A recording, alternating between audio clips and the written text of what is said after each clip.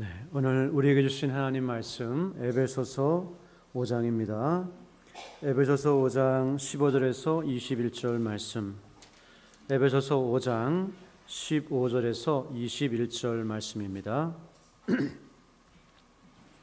신약 성경 315페이지 정도 됩니다.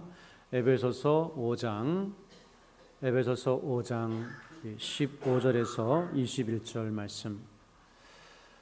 에베소서 5장 15절에서 21절 한 절씩 교독하시겠습니다.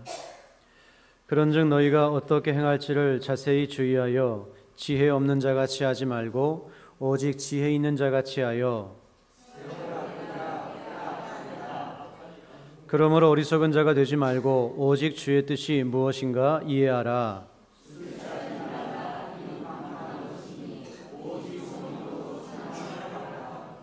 시와 찬송과 신령한 노래들로 서로 화답하며 너희의 마음으로 주께 노래하며 찬송하며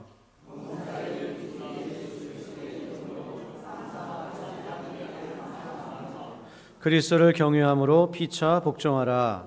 네, 우리 6장 4절입니다. 6장 4절 시작. 또 아비들아 너희 자녀를 노엽게 하지 말고 오직 주의 교훈과 훈계로 양육하라. 아멘. 하나님 아버지, 오늘은 어린이 주일입니다. 또 가정의 달입니다.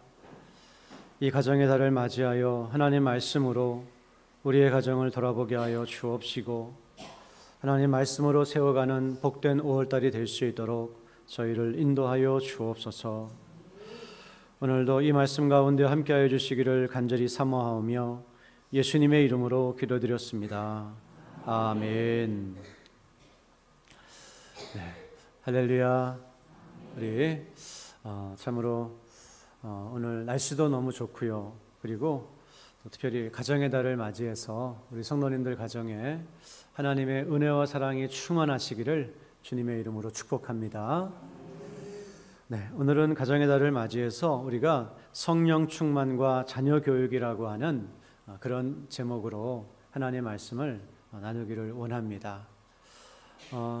오늘 성경책 다 가져오셨죠? 예. 성경책 다 들고 다니시나요? 네. 제가 누차 말씀드리지만 우리 신앙은 뭐하고 비례한다고요? 예, 아주 잘 기억하시네요. 예, 우리 신앙은 성경책의 크기와 아주 비례합니다. 성경책 큰 걸 들고 다니시는 분을 보면요, 신앙이 참 좋구나 이렇게 생각하시면 별로 틀리지 않습니다. 그리고 자기 성경책이 있어야 되고요. 그 성경책이 너무 또 이렇게 깨끗하면 안 돼요. 성경을 산 지 5년, 10년이 지나도 새 책 같으면 안 되겠죠. 손때가 묻어 있고 또 여기저기 밑줄이 그어져 있고 또 이렇게 가죽이 좀 너덜너덜하고 제 성경은 참고로 우리 성도님들이 가지고 계신 성경보다 좀 더 비싼 성경입니다. 완전히 가죽이에요. 그래서 성경책 좀 좋은 걸로 사셔가지고 큰 걸로 사셔가지고 조금 주일날 오시기에 좀 들고 오시기 너무 무거우신 분이 있으신가요? 아마 다른 거 들고 더 무거운 것도 들고 다닐 경우들이 많을 줄로 알아요. 그래서 우리 하나님 말씀을 소중하게 여기고 그렇게 가까이 할 수 있기를 원합니다. 오늘 말씀도 우리가 한번 보게 되면요, 아마 우리 가정을 세워주시는 하나님 말씀을 보게 됩니다. 먼저 본론으로 바로 들어가서 읽은 말씀을 조금 살펴보게 되면 몇 가지 대조를 통해서 우리가 어떻게 해야 될 것이다, 구원받은 사람들은 이러한 삶을 살아야 될 것이다 말씀하고 있는데요, 어떤 대조가 이어지고 있는가 하면 우리 먼저 15절 말씀을 보시면 그런즉 너희가 어떻게 행할지를 자세히 주의하여 지혜 없는 자같이 하지 말고 오직 지혜 있는 자같이 하여. 지혜 없는 자같이 하지 말고 지혜 있는 자같이 그런 사람이 되라. 그래서 지혜 있는 자가 되면 무엇을 할 수 있습니까? 16절 말씀 보면 세월을 아끼라 때가 악하니라. 때가 악하기 때문에 그냥 정신을 조금 잃고 헤매다 보면 시간이 금방 지나갑니다.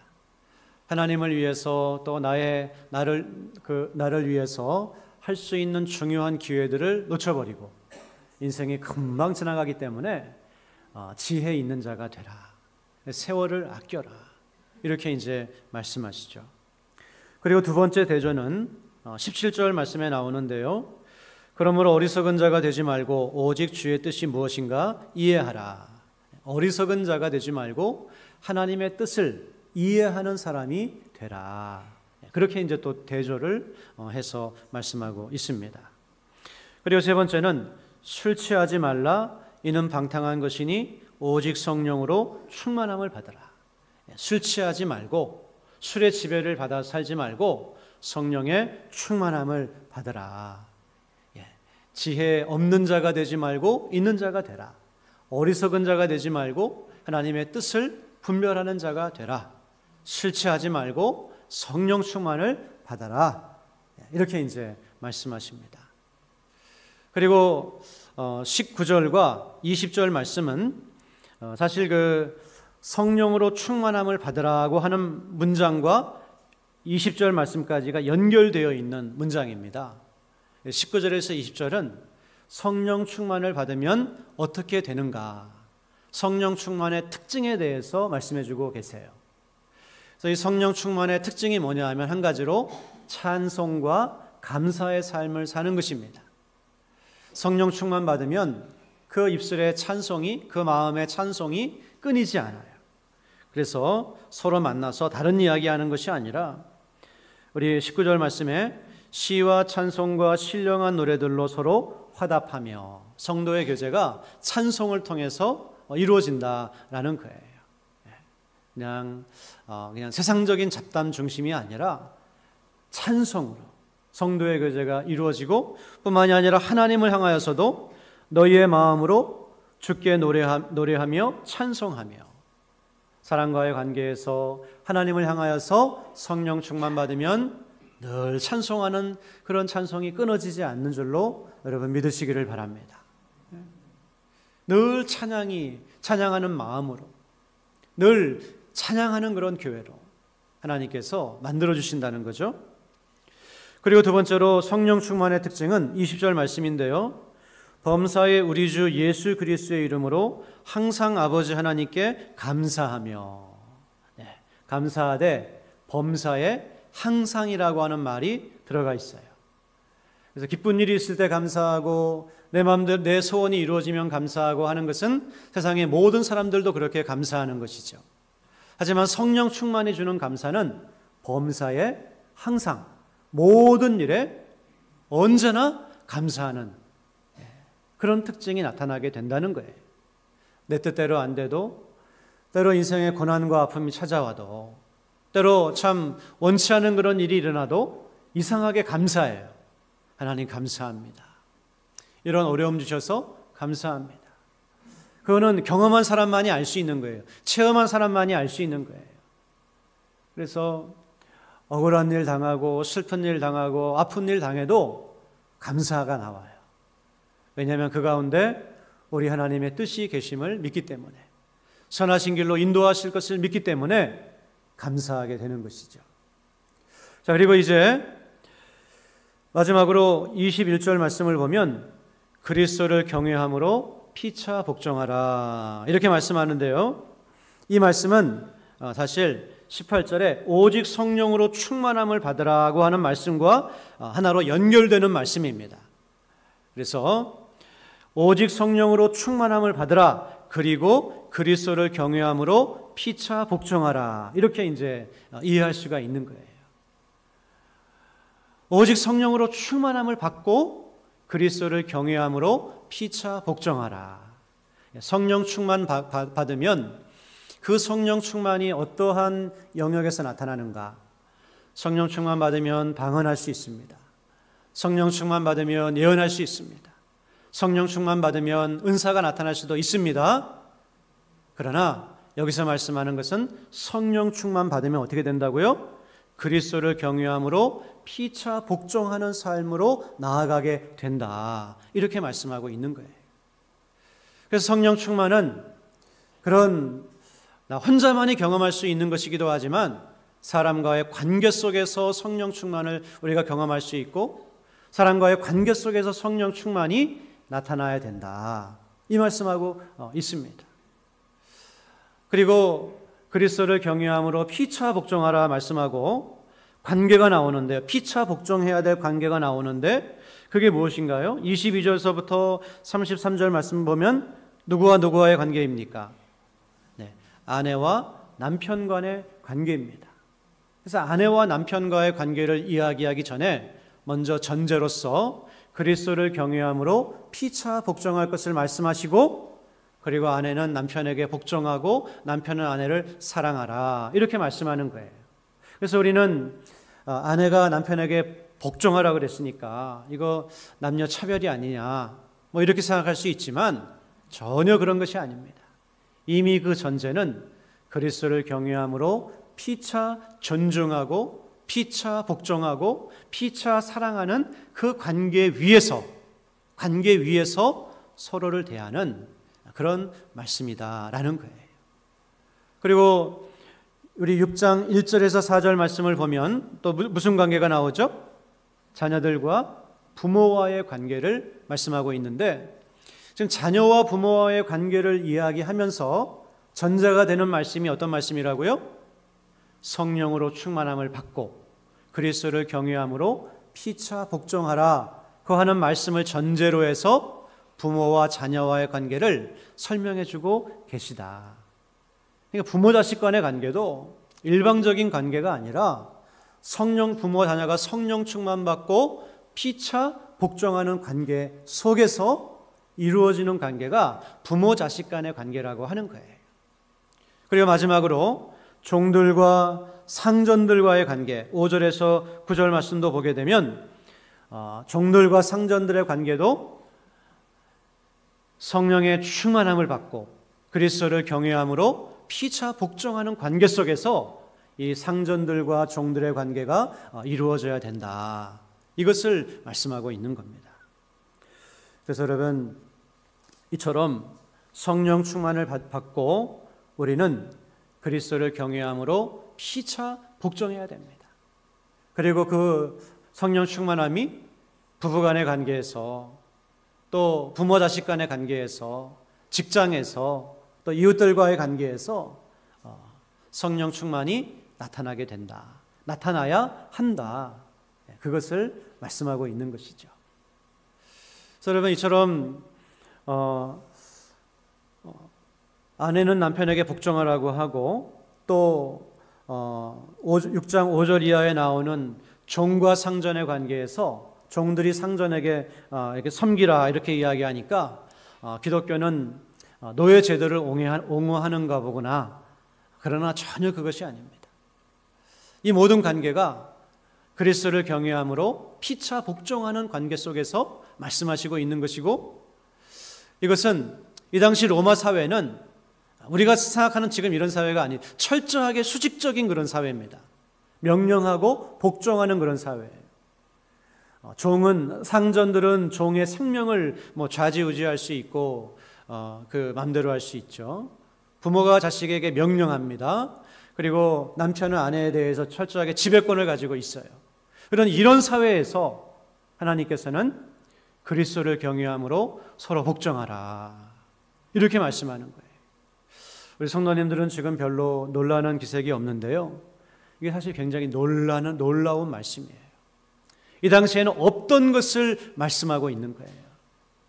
그래서 우리 지금 인류가 가지고 있는 보편적인 그런 가치들, 자유라든지 평등이라든지 박애라든지 그리고 높은 자가 낮은 자를 섬긴다든지 이런 개념들이 사실은 다 이런 말씀 속에서 나온 겁니다.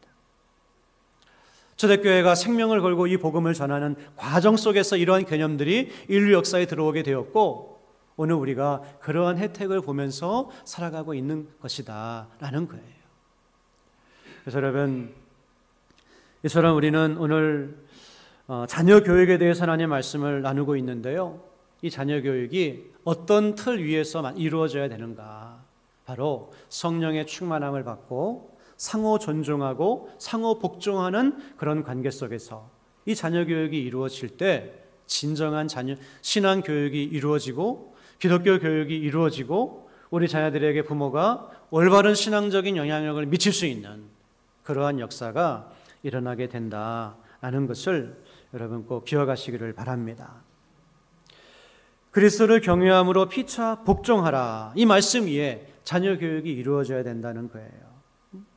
그래서 오늘 아내와 남편, 자녀와 부모, 상정과 종들의 관계를 이야기하시는데 그 말씀 속에서 계속해서 그리스도라고 하는 표현이 계속해서 나와요. 우리 22절 말씀 보면 죽게 하듯 하라. 23절에 그리스도께서 교회의 머리됨과 같음이니, 24절에 그리스도에게 하듯, 25절에 그리스도께서 교회를 사랑하시고, 29절, 32절 다 부부관계를 설명하는데 그리스도를 설명해요. 왜냐하면 그리스도를 경외함으로 피차 존중해야 되는 관계이기 때문에 그리스도를 자꾸 언급하시고 있는 거예요.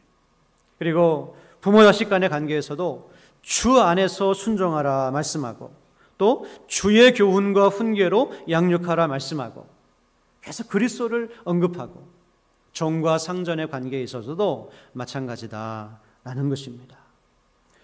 그래서 여러분, 이것은 오늘 우리의 삶 속에서도 적용이 되는 말씀인 줄로 믿습니다. 성령 충만한 사람들은 이 관계를 맺을 때 그냥 나와 너 사이에서만 관계를 맺고 생각하는 것이 아니에요. 그리스도를 생각하며 나와 너와의 관계를 맺으며 살아가는 사람들이 그리스도인들이라고 하는 것입니다. 그리스도를 경외하는 마음으로 서로를 대하고 서로 교제하고 살아가는 것이 그리스도인들의 특징이다라는 것입니다. 나와 이 사람 사이에 그리스도께서 계시다고 하는 것을 생각할 때에 우리는 상대방을 주장하려고 하는 태도를 가질 수가 없겠죠. 상대방을 압도하려고 하는 태도, 내 마음대로 하려고 하는 태도, 이용하려고 하는 태도, 때로는 위협하려고 하는 태도, 그런 태도를 버리고 나와 이 사람 사이에 그리스도께서 계심을 생각할 때 정말 그 사람을 존중하는 마음으로, 인정하는 마음으로 그렇게 서로가 서로를 대하면서 살아갈 수가 있을 줄로 믿습니다. 우리 성도님들이 저를 보실 때 어떻게 보십니까? 저와 여러분 사이에 그리스도께서 계시다고 하는 것을 보시기를 바랍니다. 그래서 참 부족하지만 그리스도께서 교회에 세우신 그런 목회자, 그러면 제가 얼마나 좋아 보이겠어요. 그렇죠? 제가 우리 성도님들 바라볼 때에도 그리스도께서 주신 양무리들, 그러면은 한 분 한 분이 얼마나 소중하고 가치 있는 그런 사람이 되겠습니까? 모든 관계도 마찬가지입니다. 그리스도께서 우리 사이에 계심을 인정하고 그리스도를 경외함으로 서로를 대할 때 아마 수많은 갈등이 사라지고 수많은 그런 인생의 문제들이 사라지고 인생의 그런 아픔과 고민들 대부분, 정말 상당 부분은 잘못된 인간관계로 말미암아 생기는 거 아니겠어요? 그런데 우리가 그리스도를 경외함으로 서로를 존중할 때 정말 좋아지는 그런 역사들이 일어나게 될 줄로 믿습니다. 여러분, 마틴 부버라고 하는 유대인 신학자가 나와 너라고 하는 책을 썼습니다. 근데 이 책이 굉장히 유명한 책인데요. 특별히 그 2대 유엔 사무총장이셨던 그분이 저 이름을 좀 잊어버렸는데요. 유엔 2대 사무총장이셨던 1960년대에 활동하셨던 굉장히 귀한 일을 많이 하신 분이에요. 그런데 이분이 비행기 사고로 돌아가셨습니다. 근데 그 가방을 비행기 잔해에서 건졌는데 그 안에는 낡은 그런 노트와 서류 몇 가지, 그리고 이 책 마틴 부버의 나와 너라고 하는 그 책이 들어있었어요. 그래서 이 책이 원래부터 유명한 책이었지만 아주 유명해진 그런 계기가 있었습니다. 그런데 이 책의 내용을 보게 되면 사람의 관계를 두 가지로 나누고 있는 걸 보게 돼요. 첫 번째는 나와 그것의 관계입니다. 나와 그것의 관계. 다른 사람들을 하나의 존귀한 인격으로 하나님의 형상대로 지음받은 존재로 보지 않고 그것으로 바라보고 그것으로 관계한다고 하는 거예요. 그래서 이용하려고 하고 착취하려고 하고 나의 목적을 이루기 위해서 수단으로 사용하려고 하고 타인을 도구화하려고 하고 여기서부터 인류의 모든 비극이 초래되었다. 그렇게 진단을 합니다. 그러나 두 번째 방식은 나와 그것이 아니라 나와 너로서 관계를 맺는 그런 관계가 있다는 거예요. 그거는 바로 이 사람도 나와 똑같은 인격이고 나와 똑같은 한 가정에 사랑받는 사람이고 나와 똑같은 하나님의 형상대로 지음받은 사람임을 인정하고 이 사람을 온전한 인격으로 대해준다는 거예요. 그렇게 할 때 물론 이게 쉽지 않죠. 왜냐하면 피차 존중해야 되는데 나는 아무리 존중하려고 해도 존중하지 않는 경우들이 너무 많기 때문에 그럴 땐 또 지혜롭게 우리가 행동해야 되겠지만 그러나 나와 너로서 진정한 너로서 나와 같은 너로서 서로를 대할 때 인류의 많은 문제들이 해결되고 갈등이 사라지고 전쟁이 사라지고 그리고 행복이 찾아올 것이다. 행복해질 것이다. 이제 그런 내용의 책이에요. 그리고 이런 관계는 사람과의 관계뿐만 아니라 하나님과의 관계에도 영향을 미친다. 그렇게 이야기했습니다.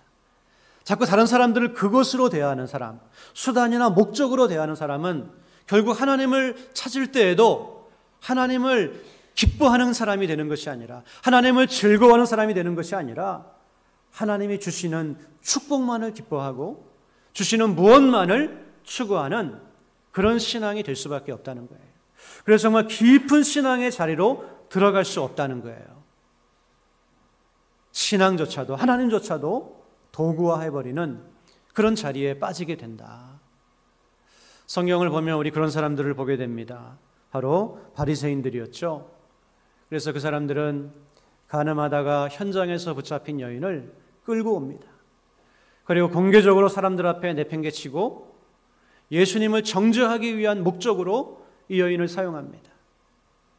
이 여인을 죽여야 됩니까? 말아야 됩니까?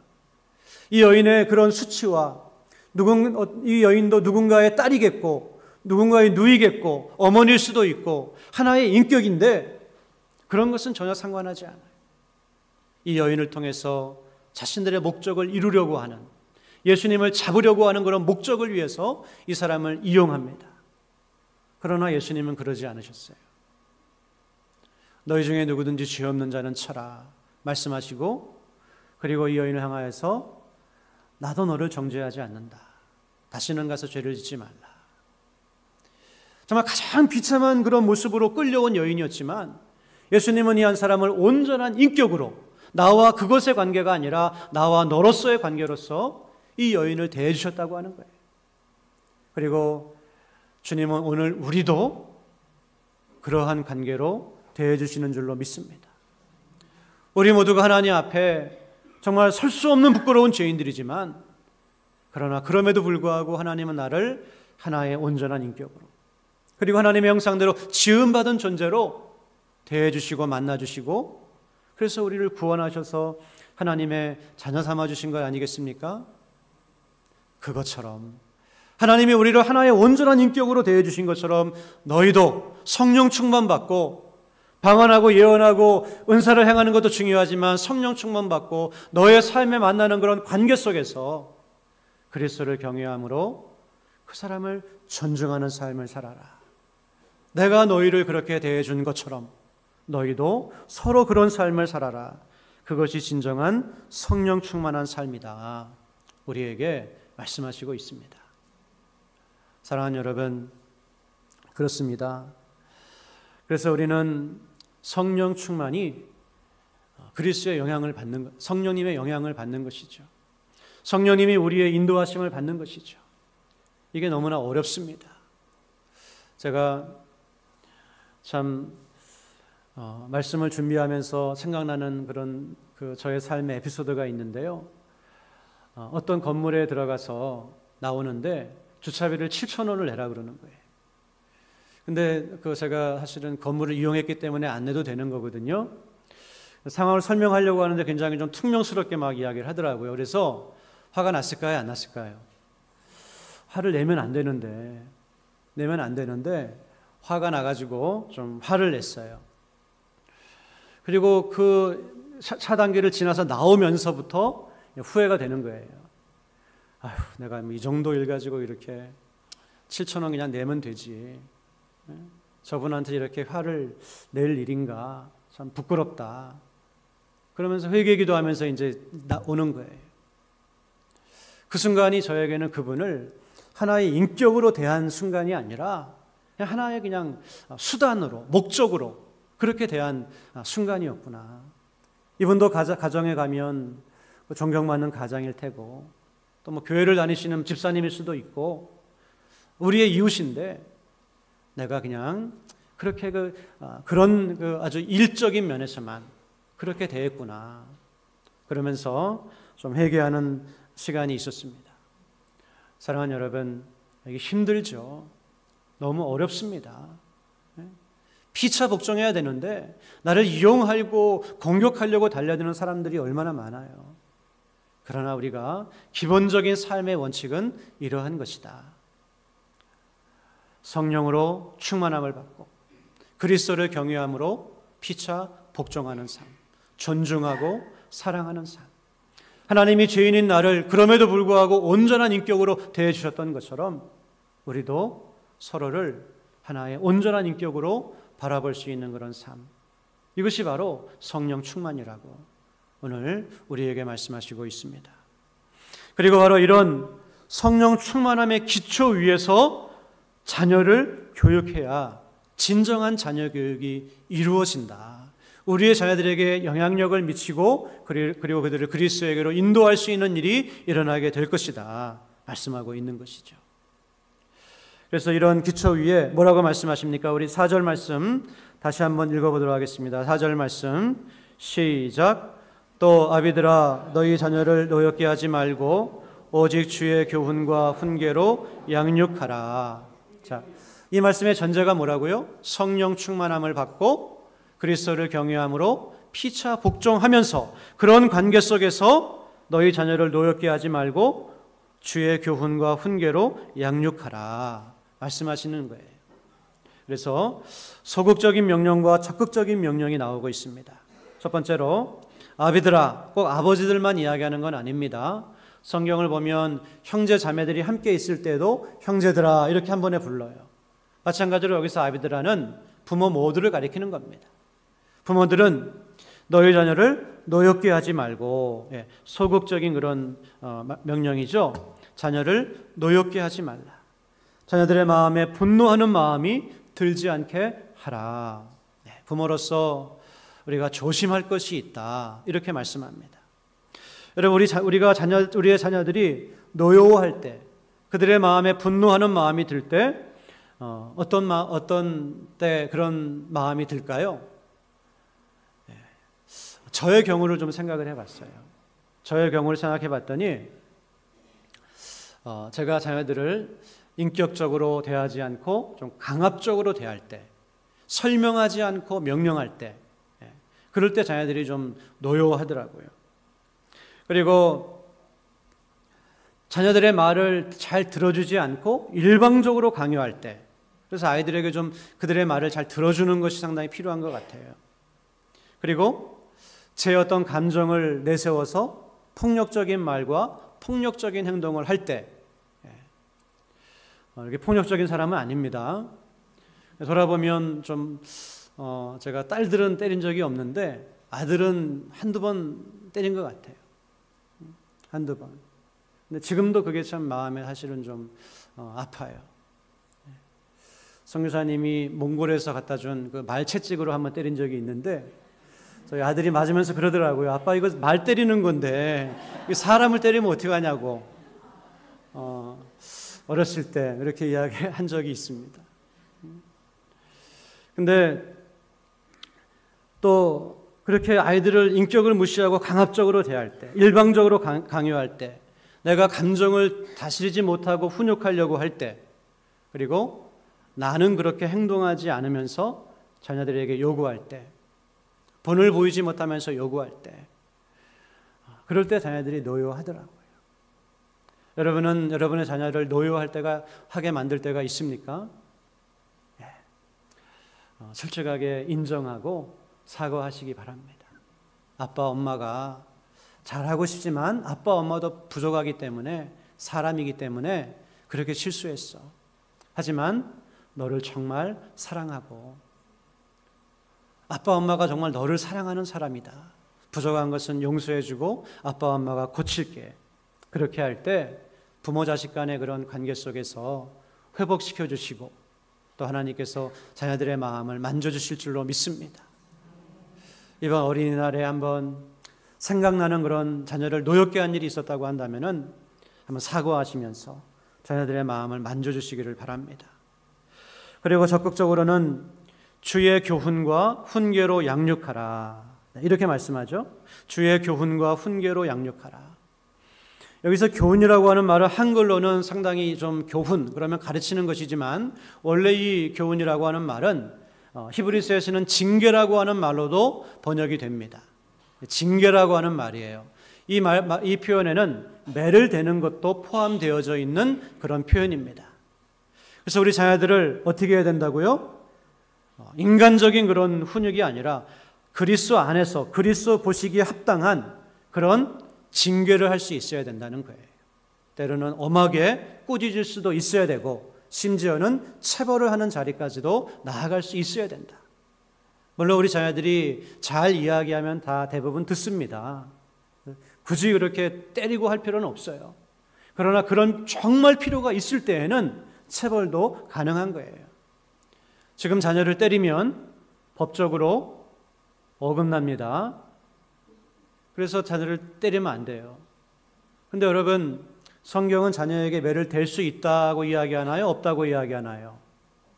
분명히 댈 수 있다. 그렇게 말씀해요. 자녀를 폭력적인 방식으로 또 자녀가 납득하지 못하는데 그렇게 매를 대는 것은 잘못된 일이에요. 그러나 신앙적으로 봤을 때 아이가 분명히 잘못이라고 하는 걸 알고 있고 또 어떤 상황에서는 그렇게 아주 강하게 책망할 수도 있는 거예요. 요즘 이 시대가 자녀들이 최고입니다. 그래서 자녀들을 책망하지 않아요. 여러분, 만약에 교회 학교에서 선생님이나 교육자가 자녀들에 대해서 아주 인격적으로 올바른 방식으로 그렇게 야단을 친다면은 여러분 어떻게 하시겠어요? 기뻐하셔야 돼요. 감사하셔야 돼요. 자, 우리 아이에 대해서 관심이 있어서 이렇게 훈육을 해주시는구나. 엘리는 자기의 자녀들을 적극적으로 징계하지 않았습니다. 그래서 그 결과는 온 집안이 하나님께 버림받는 그런 자리까지 가게 됐던 것을 보게 됩니다. 그리고 훈계로 양육하라. 여기서 훈계라고 하는 말이 오히려 말씀으로 이렇게 가리켜서 말씀으로 아이들을 가리키는 것을 의미합니다. 그래서 부모들은 어떻게 해야 됩니까? 먼저 성령 충만을 받고 자녀들을 그리스도를 경외하는 마음으로 때로는 징계할 수 있어야 되고 늘 하나님 말씀으로 잘 가르칠 수 있는 그런 사람들이 되어야 된다 말씀하고 있어요. 그래서 하나님 말씀은 1차적으로 가정에서 가르쳐야 됩니다. 교회에서도 가르쳐야 되지만 가정에서 가르쳐야 돼요. 그리고 부모들은 자녀들과 하나님 말씀을 가지고 대화할 수 있어야 됩니다. 그리고 자녀들이 질문할 수 있어야 되고 그 질문에 대해서 적절한 대답을 줄 수 있는 그런 부모가 되어야 합니다. 우리 아이들이 초등학교 후반부, 중학교에 들어가면 뭘 배우나요? 진화론에 대해서 배워요. 그래서 이때 이 진화론을 잘 납득을 시켜주지 않으면 아이들이 굉장히 신앙적으로 방황을 합니다. 근데 너무나 간단해요. 진화론이 진리가 아니고 하나의 그것도 이론이다라고 하는 것을 가르쳐주면 돼요. 그리고 두 번째는 성경을 가르치되 성경을 올바로 아이들이 납득할 수 있도록 그렇게 가르쳐줘야 돼요. 창세기 1장에 3장을. 그러면 아이들이 아무리 학교에서 진화론을 배운다고 하더라도 충분히 신앙적으로 그걸 해결하면서 오히려 그것을 분별하면서 나아갈 수가 있습니다. 그래서 우리 전사님하고 목사님하고 이제 그런 이야기를 나눴어요. 주일학교 중고등부에서 그런 지금부터 준비를 해서 가르쳐야 된다. 교회에서 그렇게 할 거예요. 그리고 저는 하나님이 주신 어떤 그런 꿈이 하나 있는데 그거는 뭐냐면 우리 교회에서 이 우리 한국의 그런 교과서들 굉장히 무신론적이고 또 잘못된 내용들이 많거든요. 그런 교과서들을 좋은 그런 사역자들을 세워서 좀 분석하고 그리고 그걸 성경적으로 아이들에게 가르칠 수 있는 그런 책을 만들어내고 그런 강의 교재들을 좀 만들어내는 하고 싶은 그런 마음이 있어요. 그래서 우리가 뭐 큰 교회는 아니지만 중요한 것은 꿈을 가지고 비전을 가지고 기도하면 그런 일도 하게 하실 줄로 믿어요. 그리고 그런 일은 단순히 우리 교회의 자녀들만을 변화시키는 것이 아니라 우리 한국 교회를 세울 수 있는 귀한 사역의 열매가 될 것으로 그렇게 생각하면서 기도하는 마음을 기도하고 있습니다. 여러분, 그래서 우리는 교훈과 훈계로 때로는 징계하면서 때로는 하나님의 말씀으로 가르치면서 그냥 내가 하는 것이 아니라 성령 충만 받은 내가 그렇게 하려고 노력할 때 하나님께서 많은 은혜를 주실 줄로 믿습니다. 그래서 오늘 말씀은 우리에게 신자가 자녀를 양육할 수 있는 것은 우리 사람의 힘으로 그냥 되는 것이 아니라고 하는 것을 말씀하고 있어요. 반드시 먼저 성령 충만을 받고 그리고 그리스도를 경외하는 마음으로 자녀를 대할 때 자녀들을 올바로 양육하고 자녀들을 그리스도의 사람으로 세워갈 수 있음을 우리에게 말씀하고 있습니다. 그러므로 여러분, 먼저 중요한 것은 무엇입니까? 부모가 성령 충만함을 받는 부모가 되는 것인 줄로 믿습니다. 성령 충만함을 받은 그런 아내가 되고 남편이 되고 또 자녀가 되고 부모가 되고 상사가 되고 직원이 되고 그런 모습으로 우리가 나아가야 할 줄로 믿습니다. 성령 충만이 무엇입니까? 오늘 말씀을 보면 술 취하는 것과 반대되는 것이라고 말씀하고 있어요. 술 취하면 생각과 행동이 술의 영향을 받습니다. 그러나 성령 충만함을 받으면 그 사람의 생각과 행동이 성령님의 영향을 받는 거예요. 그것이 바로 성령 충만함입니다. 여러분의 생각과 여러분의 행동을 성령님께서 지금 영향을 끼치고 계십니까? 성령님께서 만들어가고 계십니까? 아니면 어떤 사람이 여러분의 생각과 행동을 만들어가고 있지는 않습니까? 어떤 사람이 여러분에게 더 큰 영향을 미치거나 세상의 문화가 더 큰 영향을 미치거나 어떤 하나님 아닌 다른 것이 여러분의 생각과 마음을 조종하고 인도해가고 있고 그러지는 않습니까? 그래서는 안 된다는 거예요. 성령께서 나에게 가장 큰 영향을 미치시는 분이 될 때 우리가 이런 아름다운 그런 관계들을 만들어갈 수 있다 말씀하고 있습니다. 그러기 위해서는 다른 방법이 없죠. 말씀과 기도로 살아가는 것인 줄로 믿습니다. 말씀과 기도를 통해서 성령님께서 우리를 인도하시기 때문에 말씀과 기도로 살 때 성령 충만함을 받고 우리가 그리스도를 경외함으로 피차 복종하는 마음을 가지고 그런 가정을 이끌어가고 그런 교회를 만들어가는 아름다운 역사들이 일어나게 될 줄로 믿습니다. 모쪼록 올해 5월 가정의 달 우리가 성령 충만을 사모하고 성령 충만 받은 그런 가족 구성원들이 되셔서 아름다운 가정을 이끌어가는 저와 여러분 다 될 수 있기를 주님의 이름으로 간절히 축복합니다. 하나님 아버지, 우리 가정을 내 힘으로 세울 수 없습니다. 내 힘으로 믿음의 가정, 축복의 가정으로 세울 수 없습니다. 그러나 오직 내가 성령 충만함을 받고 성령님의 영향을 받는 사람이 될 때에 그렇게 할 수 있는 줄로 믿사오니 우리를 성령으로 충만케 하여 주옵시고 하나님의 일 가운데 사용하여 주옵소서. 우리의 자녀들이 참으로 이 하나님을 떠나고 또 불신하는 악한 시대에 믿음의 자녀로 성장하기 위해서 성령 충만한 할머니, 할아버지, 성령 충만한 아빠, 엄마로 우리의 가정을 만들어갈 수 있도록 성령님 도와 주옵소서. 모든 것 주님을 의지하오며 예수님의 이름으로 기도드렸습니다. 아멘.